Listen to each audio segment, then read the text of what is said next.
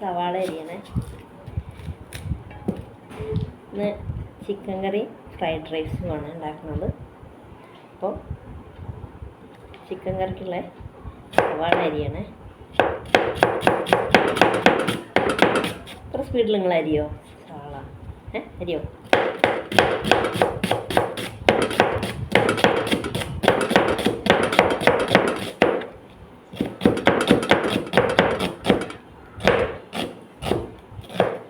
കഴിഞ്ഞു.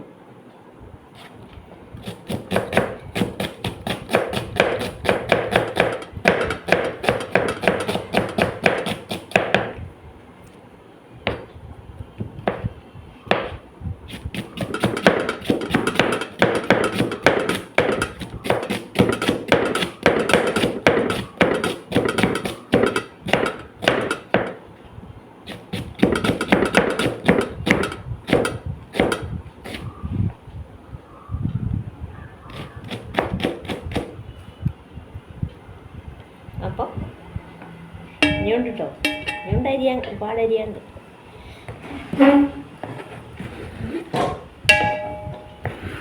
അപ്പോൾ ഇത്രയും സ്പീഡിൽ നിങ്ങൾക്ക് സവാള അരിയാൻ പറ്റുമോ?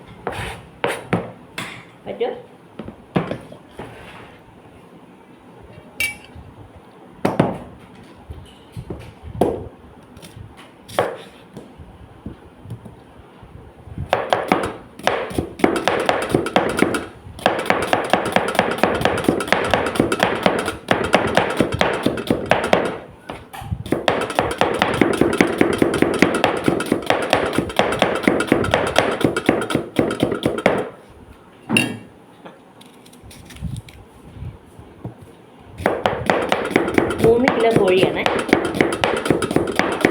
ഫ്രൈഡ് റൈസ് ഉണ്ടാക്കേണ്ടത് കേട്ടോ. അത് വേറെ ഇത് തരട്ടെ.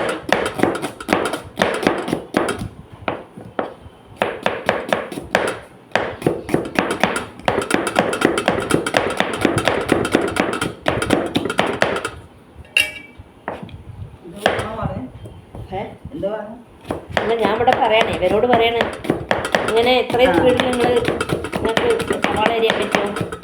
ഇവരോട് ചോദിക്കണം.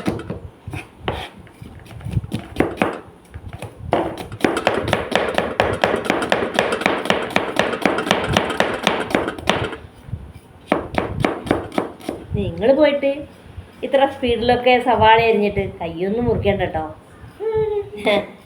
എനിക്ക് ആ പുഷ്പ സവാള എത്ര സ്പീഡിലാണ് അരിയുന്നത്, ഞാൻ പോയി ഒന്ന് അരിയട്ടെ, ഞങ്ങളൊന്ന് അരിയട്ടെ എന്ന് വെച്ചിട്ട് ഇത്രയും സ്പീഡിൽ അറിയാൻ നിങ്ങൾക്ക് അറിയെങ്കിൽ പറഞ്ഞു ചെയ്താൽ മതി കേട്ടോ. അറിയാതെ നിങ്ങൾ ഇങ്ങനെ സവാള അരിഞ്ഞ് കൈ മുറിക്കരുതേ. പിന്നെ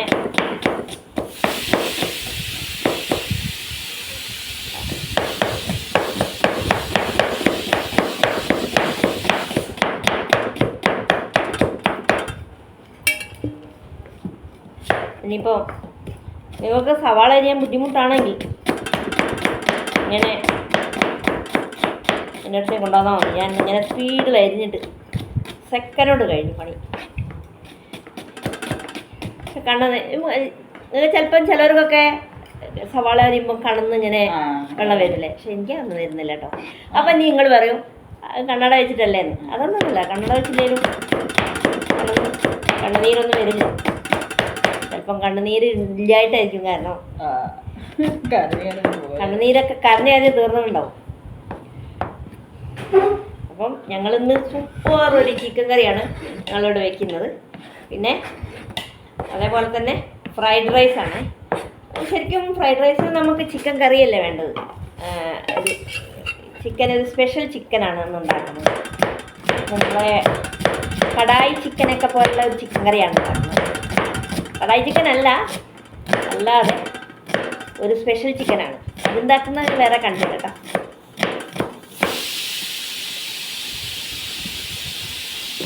അപ്പോൾ ഓക്കെ, ബൈ. സവാള അരിഞ്ഞ് കഴിഞ്ഞു. ഇത്രയും സവാള സെക്കൻഡോട് അരിഞ്ഞ് കഴിഞ്ഞിരിക്കുകയാണ്. കണ്ടോ എത്ര പെട്ടെന്നാണ്.